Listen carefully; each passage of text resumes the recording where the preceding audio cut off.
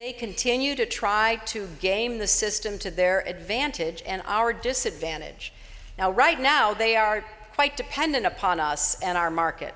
So we still have leverage and a certain ability to influence the future of events. And we have allies now whom we did not have just a few years ago.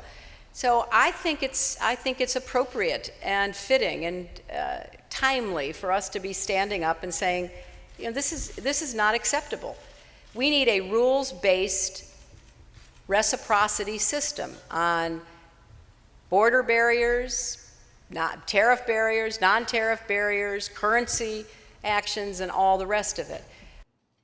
And so we marshaled our economic strength to rebuild.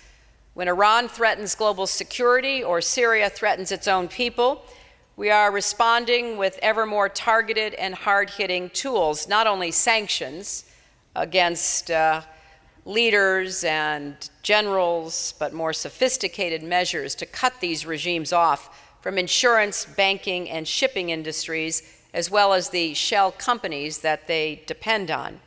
We are committed to raising the economic cost of unacceptable behavior and denying the resources that make it possible.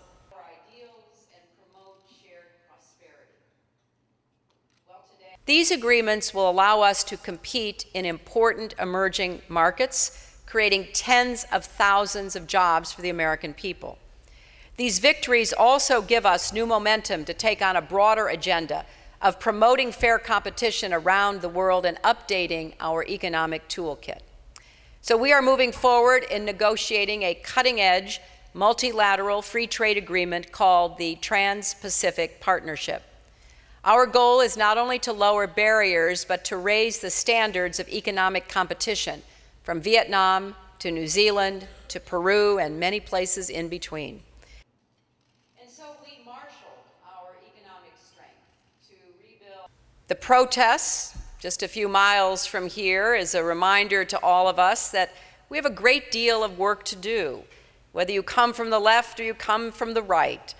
The challenge is, how do we all get on the American team? How do we work together to help our country continue to advance and meet the expectations of the American people?